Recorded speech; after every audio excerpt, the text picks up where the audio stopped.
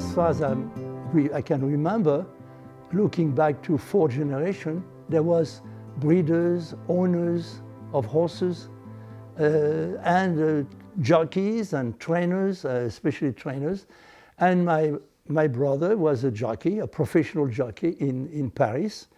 And he rode in the 40s and 50s. You know, he was pretty good.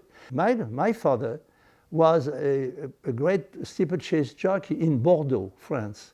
Every single member of my family, my father's family, has been involved with the horses. As far as I was concerned, I was a little bit too slow and a little bit too fat, a little bit too tall and whatever.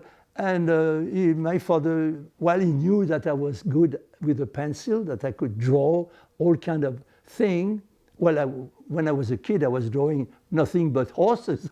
I discovered I had talent to draw, to do caricature, to amuse people with funny drawings, but I was always surrounded by horse people.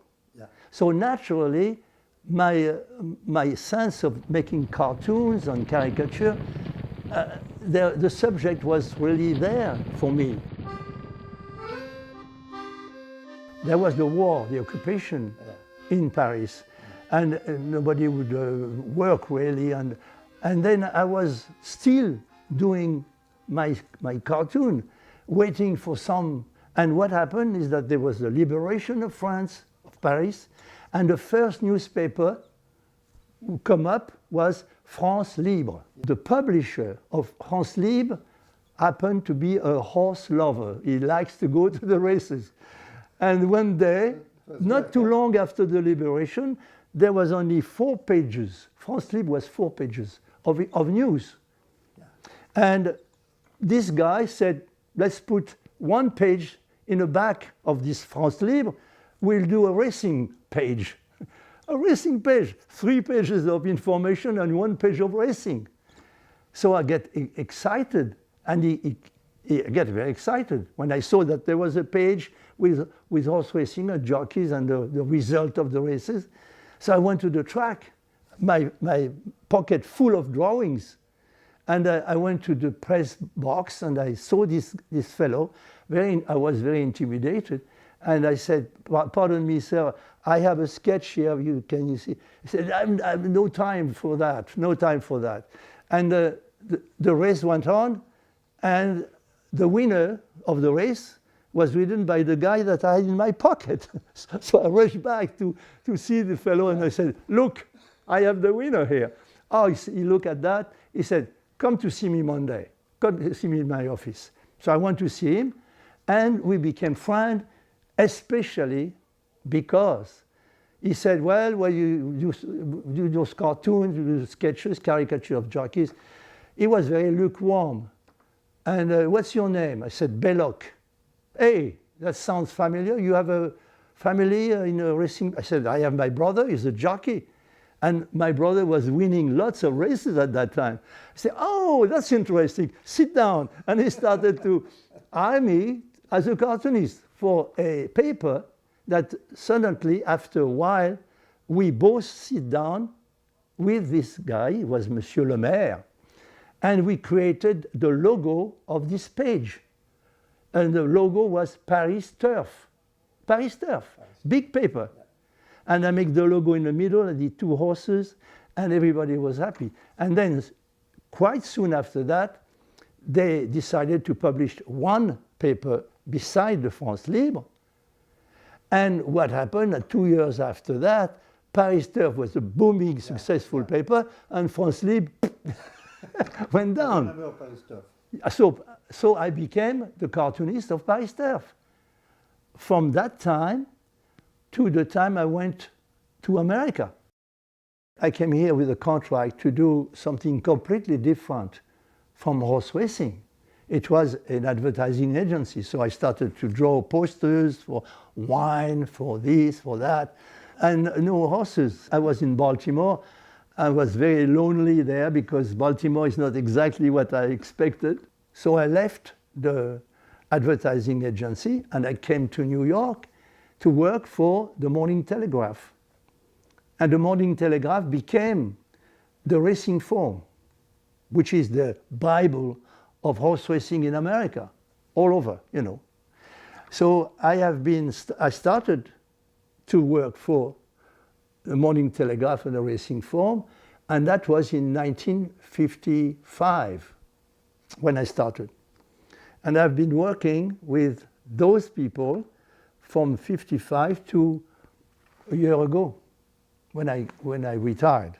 At one point between racing cartoon, I was working, doing those races, those sketches for the racing form. I was really working for a publisher named Walter Annenberg, well known all over this country.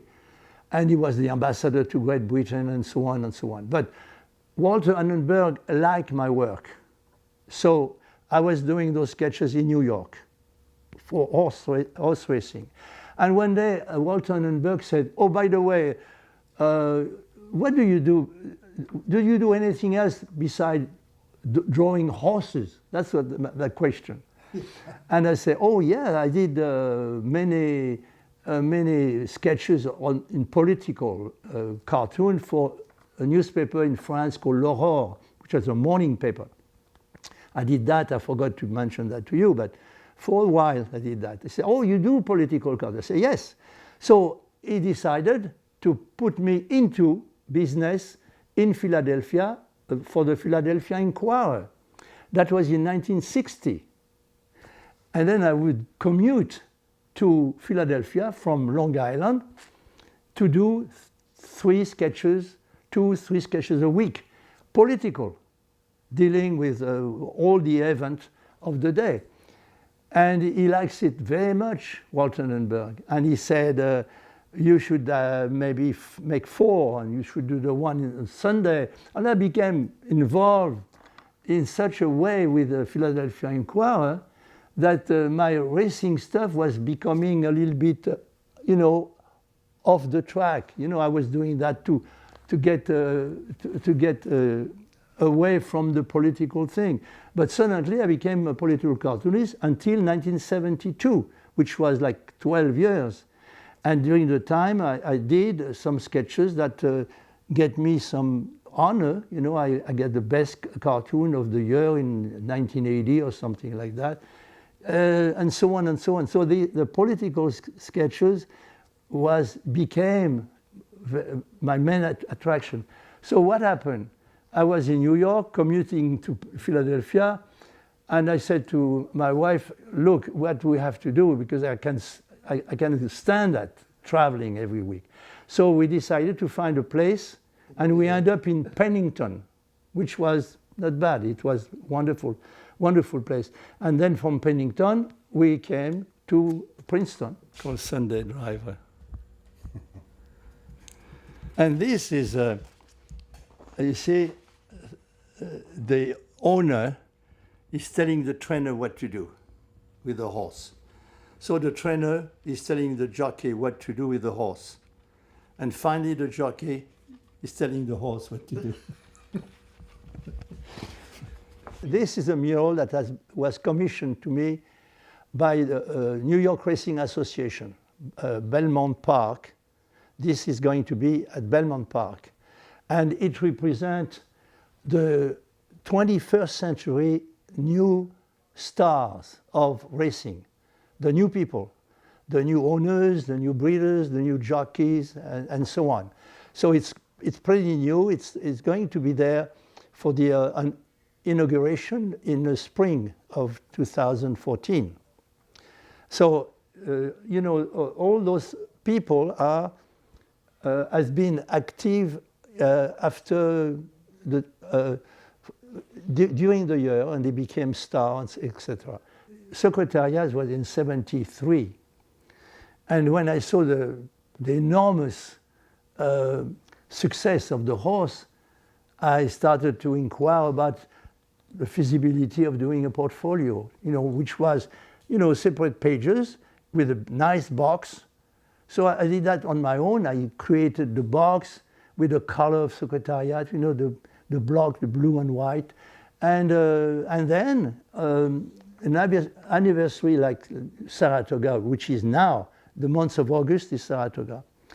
So I shipped all those portfolios, and there was 200, in front of the Saratoga horse sale, the yearling sale, and I put those portfolios in front of that thing, and I sold many that night.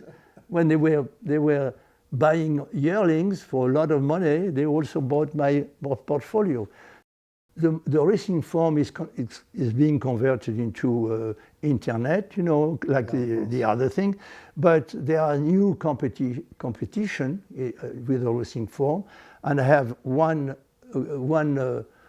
paper, internet paper called TDN, which means Thoroughbred Daily News, where I send a regular sketch every week.